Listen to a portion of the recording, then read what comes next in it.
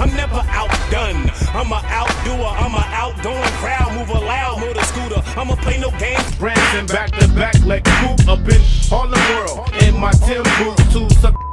What are your all-time top 3 Crip rappers and top 3 Blood rappers? Definitely Jayo Felony. Jayo Felony, okay. Yeah, easy Jayo Felony. Yeah, if you know his first music, oh man, that music was like, that was ghetto gospel for real. I went up in the trailer and Biscuit stayed outside. So when I went in the trailer, I told Snoop, I said, got an issue, cuz just come holler at me in the back. Yeah, I had Snoop over my head like the WWF. You grabbed Snoop? 40s Crip. Snoop like this. When you talk about hip-hop gangsters, you have to mention Jayo Felony. Before rap fans ever knew his name, he was already deep in it. A full-blown Crip who just happened to turn his life into bars. We told Dre, hey Dre, we finna TQ up tonight. Man, TQ the homie too, dog. Y'all was gonna beat TQ up, dog. We wasn't gonna do nothing to TQ, but we had to tell Dre, like, you know what I'm saying? From dropping bars about the raw, unfiltered life in the Crips. I'm adopted to this pimpin'. I'm never outdone. I'm a outdoer, I'm a outgoing. To stirring up drama with heavyweights like Snoop Dogg and Jay-Z. It's that Crip. And it will bitch with the big.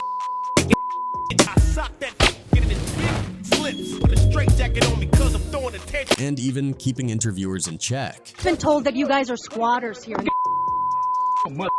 Nigga, my homeboy daddy own this house. You think I'm finna be squatting in some house?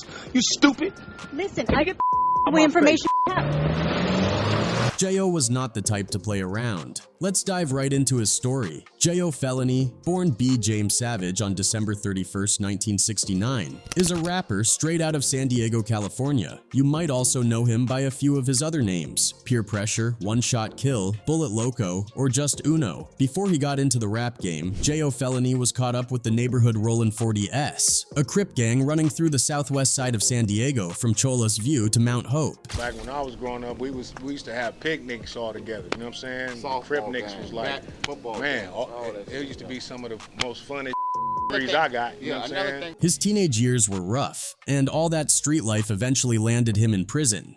But when he got out, he turned his focus to music and never looked back. By 1994, after about a year of taking rapping seriously, Jayo Felony caught the attention of Jam Master Jay from Run DMC and signed to his label. So I ended up flying back home after I was off of paperwork or whatever. And he was like, man, we want to sign you to the label. So I signed with Jam Master Jay's label first. The next year, he dropped his debut album, Take a Ride, on May 30th, 1995, which made it to number 65 on the Billboard R&B chart. The album had a couple of standout tracks, Sherm Stuck and Lock Is On His Own, that really put his name on the map. They found the 9 in my inside pocket, ain't that a short and quick trip to the county straight. In 1997, he even linked up with Warren G for a track called Young Fun on the Take a Look Over Your Shoulder album. I'm a killer, cause murders get light.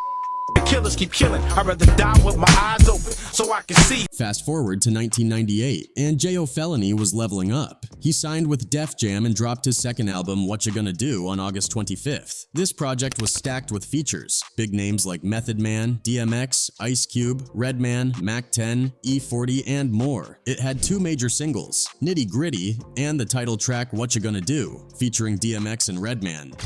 Went from SWAT to the platinum Rolex SD Jersey. We getting more sex. The album did pretty well, hitting number 46 on the Billboard 200. That same year, Jayo Felony stayed busy. He linked with Snoop Dogg and MC Eiht for the track Get Ya Girl Dogg, paid tribute to N.W.A with a cover of CS8 Ball, and even showed up on Xzibit's 40 Days and 40 Nights with the track He also joined Mac 10 on the recipe for the song Ghetto Horror Show, featuring none other than Ice Cube. My angel does smoke circulating through my brain. So who got the slaughter water? La la, the brain killer. The next year, on November 16th, 1999, Jayo Felony dropped his third album Underground, keeping his momentum going. Around that time, he also popped up on Karup's Thaw Streets Is a Mutha with a heavy-hitting posse cut called Represent.GC, featuring Snoop Dogg and others. He had another project called Hotter Than Fish Grease lined up for 2000, but due to some label drama, it never saw the light of day. Still, that did not stop him. He featured on LL Cool J's GOAT album alongside Snoop and Xzibit, and joined Ice Cube on War and Peace, Vol 2, for the track The Gutter. In 2001, Jayo Felony dropped his fourth album, Crip Hop, and this one had some heat. He even took shots at Snoop Dogg and Jay-Z on a couple of tracks. But here's the thing. Jayo Felony's always been vocal about one thing that grinds his gears: rappers who fake gang affiliations for clout. He has been calling out the exploitation of gang culture since way back, like in 1995, when he took a jab at the movie Colors on South Central Cartel's track Sowatu Sayin, accusing Hollywood of profiting off gang life. Trying to put a bag on this shit. And he did not stop there. He revisited the topic in 2000 on the East Sidaz's Got Beef, throwing shade at those who only started claiming gang ties after movies made it trendy. Of course, critics could argue that Jayo Felony himself was also cashing in on the fascination with gang culture, but he has always been upfront about where he comes from. While a lot of rappers play both sides, repping colors in one breath and acting neutral the next, Jayo Felony never hid the fact that he is a San Diego Crip through and through. Even when he was aiming for mainstream success with Def Jam, he still held on to his blue rag while others treated it like just another fashion statement. The album follows the buzz created by the song Trued Up off Henchman Entertainment's Bulletproof Love Vol 1 compilation. I sock that get in his big slips. Put a straight jacket on me cause I'm throwing attention. According to Jayo, he initially was appalled by Jay-Z's intro to Streets Is Talkin', in which S. Carter mocks the general curiosity about his person with, is he a blood? Is he Crip? Is he that? Is he this? Is he a blood? Is he Crip? Is he that? Is he this? Another one of his often subtle statements reads, I wear more bling to the Source and Soul Trains, more chains than rings, do a thing, from Change the Game. Jayo took that as disrespect towards West Coast gangs who are rumored to have robbed several celebrities when the Source and the Soul Train Music Awards were being held in LA. His album, and he was like, "Is it? Is it? You want to know this and that?" And I'm like, I don't know. I was really with the. You know what I mean? So I'm like, cuz ain't no gangbanger. Why are you even mentioning that? If you let Jayo tell it, Jay-Z intervened at Def Jam to stop the song from being released, helping to estrange Jayo even more from his former label. Consequently, Def Jam did not release the scheduled Hotter Than Fish Grease album, but let Jayo go. You know what I'm saying? But it was like the machine of Def Jam was calling them labels like, if you play that record again, we ain't doing the Summer Jam type.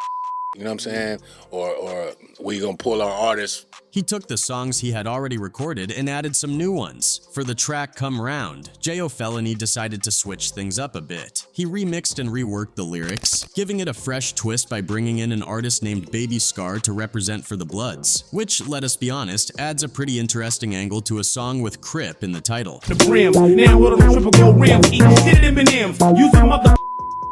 Now, if you think Jayo was just throwing out disses to ride Jay-Z's wave and boost his own career, there is more to it than that. The album's intro seems to take a subtle jab at Dayz and Corrupt, who had, at the time, recently teamed up with Rockefeller, and it makes one thing clear. When it comes to gang culture, just being associated with certain people can make you a target. But while there is a little side-eye towards Dayz and Corrupt, it is Snoop Dogg who really caught the heat on Crip Hop. I remember back then, Violet Brown was working for Warehouse. Right. That's the She was homegirl. telling me, Shout out Violet. take this record off because I had a record dissing Snoop on there. Jayo explained that the tension between him and Snoop Dogg started over the term Crip Hop, which he claimed he originally coined on his verse from E40's The Element of Surprise album. Things escalated when he found out that Snoop and East Sidaz appeared on the cover of The Source with a headline that read, Trip Through Long Beach Where Crip Hop Rules. On top of that, Jayo started getting calls about Snoop and East Sidaz naming a song after the term, but the breaking point came when Jayo heard Snoop use a lyric from his track The Lock Is On His Own, in his verse on Nate Dogg's Never Leave Me Alone. Basically, like, got About the beef. Crip Hop shit? Nah, it was, yeah, about the Crip Hop, me making up Crip Hop with E40, you know what I'm saying? And then I heard them saying, Jayo fires shots directly at Snoop and use a character, painting himself as the only real gangsta left standing while calling out so-called fashion gangbangers who look the part but cannot live it. And if that was not enough, See Walk and Skip turns the heat up even more, though it is not totally clear if this one's aimed at Snoop too. There's a random mention of DJ Clue, so who knows? Either way, Jayo's not holding back. Jayo recalled pulling up to the set of the Baby Boy movie specifically to confront Snoop. Trady was up there, right? We was all at the Baby Boy movie set, because they was in the 40s in LA, you know what I mean? And the 40s called me like, cuz Snoop and them over here, you know what I mean? So I went over there to holler at them, but it was kind of like According to him, when he stepped into Snoop's trailer, the rapper got nervous and even tried to quietly slip away while Jayo was busy talking to Trey D. When Jayo caught up with Snoop again, things heated up fast and turned into a full-on brawl involving Snoop, his bodyguards, and Jayo himself. During the fight, Jayo claimed he managed to grab Snoop and body slam him before a mutual friend stepped in and suggested they settle things with a one-on-one fight. But even after Snoop refused to fight one-on-one, Jayo was not letting it go. He followed him to the next filming spot and kept the pressure on, making sure the tension did not die down. Despite all the drama, Jayo still came through with some hard-hitting tracks on the album. One of the most intense ones, Hurt That, produced by Superfly, who also drops a guest verse, does not call out anyone directly, but the energy is undeniable. Then there is Catch 'Em in the Mornin', a diss track aimed straight at Jay-Z. But let us be real, it does not quite land the knockout punch. Jayo talks big, bragging about Loco Records going platinum and predicting the downfall of Rockefeller. But considering how dominant Jay was at the time, it is safe to say the track did not shake things up much. Luckily, Jayo does not spend the whole album caught up in beef. That said, not everything else is a hit either. For instance, why is Spice One popping up on a track called Gangbang Shiai? 20 inches of dick spoke through the neck.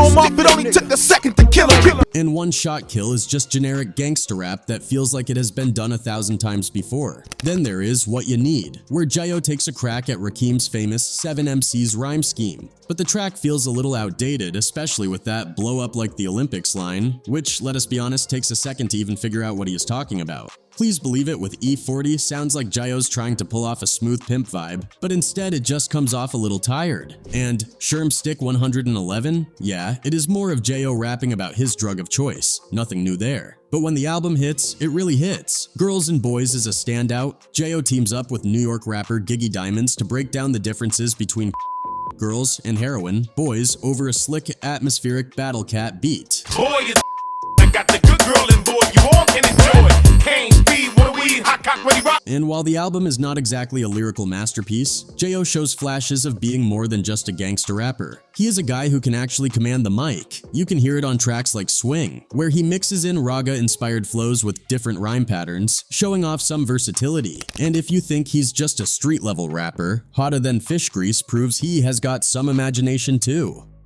Over a choppy DJ Silk beat, he and Young Crook from his Dulo gang drop some seriously wild lines, like Jayo bragging about sea walking on the moon without my spacesuit, and having aliens in outer space repping Dulo. It is weird, but it is fun. The Dulo gang, apparently a mix of Crips and Bloods, also shows up on Game Round, an incredibly tight posse cut with a moody beat and a smooth sung hook that gives it some extra flavor. And of course, Jayo does not miss the chance to show love to the ladies, because what is a hip-hop album without a little heart mixed in with the hard-hitting beats? He wraps things up with She Loves Me, a lively, club-ready anthem that bounces with infectious energy while juggling multiple themes at once. The track cleverly plays on the classic She Loves Me Not refrain, turning it into an irresistibly catchy hook that lingers long after the music fades. But Jayo is not content with just one perspective. He switches gears with Do You Love Life, a track that takes a more reflective and sincere route. It's not your typical ride or die Bonnie and Clyde fantasy. Instead, it feels like a genuine tribute to a special woman in his life, adding a rare and personal touch to an otherwise rugged and aggressive album.